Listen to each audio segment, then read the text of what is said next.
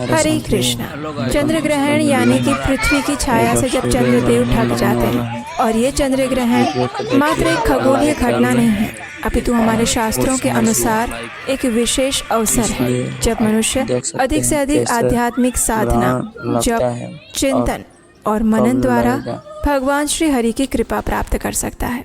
वैसे तो ये अशुभ समय माना जाता है, क्योंकि इस समय के दौरान नकारात्मक शक्तियाँ प्रबल हो जाती हैं, और इसलिए इस समय के दौरान विशेष सावधानियां रखनी पड़ती हैं। और ऐसा ही चंद्र ग्रहण का समय बस कुछ ही समय में आने वाला है। तो चलिए आज के इस वीडियो में जानते हैं कि इस बार चंद्र ग्रहण कब लगेगा, सूतक काल का समय क्या रहेगा, गर्भवती महिलाओं, वृद्धों और बालकों के लिए सूतक काल का समय क्या है, चंद्र ग्रहण की समाप्ति कब होगी, और क्योंकि इसी दिन फाल्गुन पूर्णिमा यानी होली का दिन है, तो इसलिए होलिका दहन कब किया जाएगा, इन सब के ऊपर आज हम बात करने वाले हैं। तो अंत तक इस वीडियो को अवश्य सुनिएगा, और अगर अच्छा लगे तो इसे लाइक करके शेयर कीजिएगा। तो आइए चंद्र ग्रहण कब है, ये विशेष वीडियो आरंभ करते हैं। इस बार आने वाला चंद्र ग्रहण लग रहा है 3 मार्च 2026 मंगलवार के दिन। ये फाल्गुन मास की पूर्णिमा के अवसर पर आने वाला पूर्ण चंद्र ग्रहण है, और इस वजह से ग्रहण के चरम समय के दौरान चंद्रमा पृथ्वी की छाया से पूर्ण रूप से ढक जाएंगे। छाया के भीतर स्थित चंद्रमा का भाग मात्र पृथ्वी के वायुमंडल से अपवर्तित सूर्य के प्रकाश से ही प्रकाशित होगा, और ये लाल रंग का दिखाई देगा, और इसीलिए इस बार के चंद्र ग्रहण को ब्लड मून भी कहा जा रहा है। इस बार के चंद्र ग्रहण की पूर्ण अवधि 57 मिनट 27 सेकंड की रहेगी, और ये चंद्र ग्रहण भारत सहित अनेक देशों में दिखाई देने वाला है। इस बार का चंद्र ग्रहण लगेगा पूर्वी एशियाई, दक्षिण पूर्वी एशिया, ऑस्ट्रेलिया, प्रशांत महासागर और उत्तर अमेरिका के अधिकांश हिस्सों के साथ साथ दक्षिण अमेरिका के कुछ उत्तरी क्षेत्रों में भी ये चंद्र ग्रहण दिखाई देगा। अगर भारत की बात की जाए तो पूर्वी और उत्तर पूर्वी भारत के कुछ हिस्सों में पूर्ण चंद्र ग्रहण दिखाई देगा, और भारत के अधिकांश हिस्सों में आंशिक चंद्र ग्रहण दिखाई देगा, जबकि पश्चिमी भारत में उपछाया चंद्र ग्रहण ही दिखाई देगा, यानी कि उस स्थान पर चंद्र ग्रहण समाप्त होने के बाद चंद्र उदय होने वाला है। आंशिक चंद्र ग्रहण यूरोप, पश्चिम एशिया, अफ्रीका, अटलांटिक महासागर, हिंद महासागर और ध्रुवीय क्षेत्रों में भी दिखाई देगा। सिर्फ मध्य अफ्रीका के कुछ क्षेत्रों और आसपास के विस्तारों में ग्रहण नहीं दिखाई देगा, क्योंकि ग्रहण के दौरान चंद्रमा क्षितिज के नीचे उतर जाएंगे। तो इस प्रकार से इस बार का जो चंद्र ग्रहण है वो सभी जगह पर दिखाई दे रहा है, और इसलिए भारत में भी सभी जगह पर इसके सूतक काल के नियम लागू होने वाले हैं। तो इसलिए ध्यान रहे, इस बार के चंद्र ग्रहण में हमें हर प्रकार की सावधानियां बरतनी होगी। इस बार जो चंद्र ग्रहण लग रहा है उसमें सूतक का समय शुरू हो जाएगा सुबह 9:39 से, और ये सूतक समाप्त होगा शाम 6:46 पर। सूतक काल वो समय होता है जब चंद्र ग्रहण या सूर्य ग्रहण लगने से 9 घंटे पहले का समय माना जाता है, और वो अत्यंत अशुभ काल होता है। उस समय के अंदर कोई भी शुभ मांगलिक कार्य नहीं किए जाते हैं। इस समय के दौरान अधिक से अधिक भगवान के पवित्र नामों का जप किया जाता है, दान दिया जाता है। सूतक काल के दौरान किसी भी प्रकार का भोजन नहीं बनाया जाता है और खाया भी नहीं जाता है।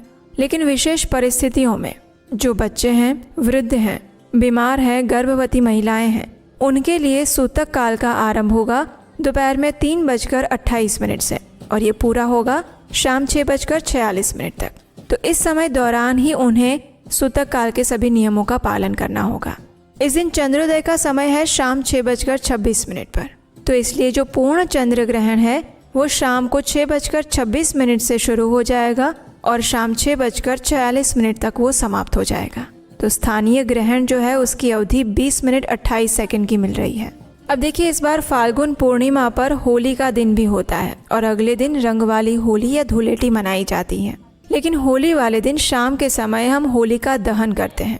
तो क्योंकि इस बार चंद्र ग्रहण आ रहा है, तो इसलिए होलिका दहन का समय भी चंद्र ग्रहण समाप्त होने के बाद ही प्राप्त होगा, यानी कि होलिका दहन का समय 3 मार्च को रहेगा शाम 6:47 के बाद।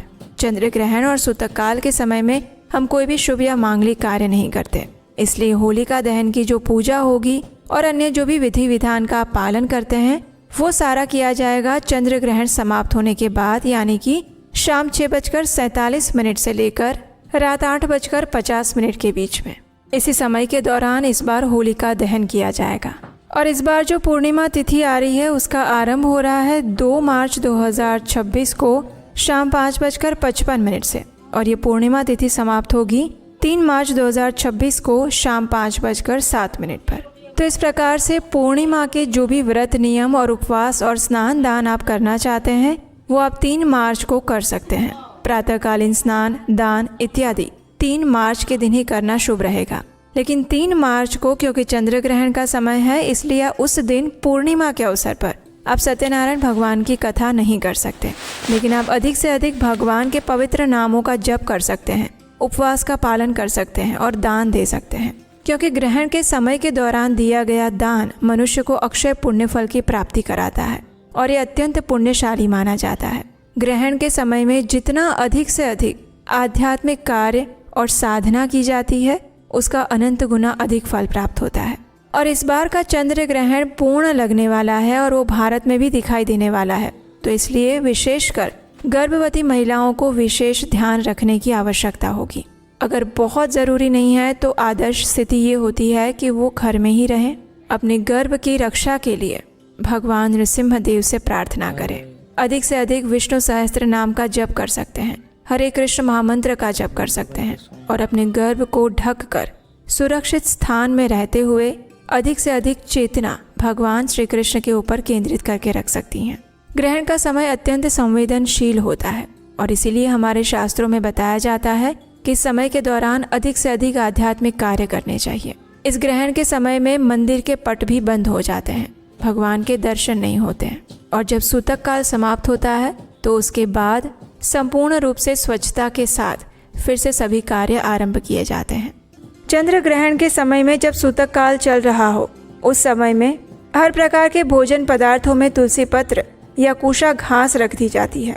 उस समय में ना तो भोजन बनाया जाता है और ना ही भोजन लिया जा सकता है। इसलिए अगर आप पूर्णिमा के दिन कोई श्राद्ध क्रिया कर रहे हैं तो प्रयास करें कि वो ग्रहण शुरू होने से पहले ही पूर्ण कर दें। अब ग्रहण समाप्त होने के बाद गंगाजल मिले हुए जल से स्नान करना चाहिए। ये नकारात्मक ऊर्जा को दूर करता है और शरीर का शुद्धिकरण करता है। इसके साथ ही ग्रहण समाप्त होने के बाद संपूर्ण घर में गंगाजल युक्त पानी का छिड़काव कर दें। मंदिर की सफाई करें, भगवान की पूजा अर्चना करें, रसोई घर को सबसे पहले साफ करें, संपूर्ण रसोई घर को गंगाजल से स्वच्छ करें, पुराने पानी के भरे हुए बर्तन को खाली करके नया और स्वच्छ पानी भरें। और अगर ऐसे कोई भोज्य पदार्थ है जो आपने ग्रहण काल से पहले बनाए थे और उसमें तुलसी पत्र या कुशा घास नहीं रखी हुई थी तो उसका त्याग कर दें। भगवान के लिए हर प्रकार की शुद्धता और स्वच्छता करने के बाद सात्विक भोग बनाएं और उन्हें अर्पित करें। इस चंद्र ग्रहण में भी कुछ विशेष नियमों का हमें पालन करना होगा। अगर आप इन नियमों के बारे में जानना चाहते हैं तो नीचे कमेंट बॉक्स में लिखकर हमें बताएं। अगर आपकी इच्छा हुई तो इस चंद्र ग्रहण में क्या करें और क्या ना करें इस पर भी हम एक विशेष वीडियो लेकर आएंगे। अगर इस ग्रहण से जुड़े हुए आपके कोई और प्रश्न हैं तो भी आप हमें नीचे कमेंट बॉक्स में लिखकर बता सकते हैं। अगर ये वीडियो अच्छा लगा है तो इसे लाइक करके बहुत सारे लोगों को शेयर कीजिए और अगर पहली बार इस चैनल पर आए हैं तो आपके अपने चैनल उपदेश अष्टकम को सब्सक्राइब करके रख लीजिए, क्योंकि यहीं पर आपको मिलेंगी वैदिक ग्रंथों से ली गई प्रमाणभूत जानकारी बिना किसी मिलावट के। हरे कृष्ण।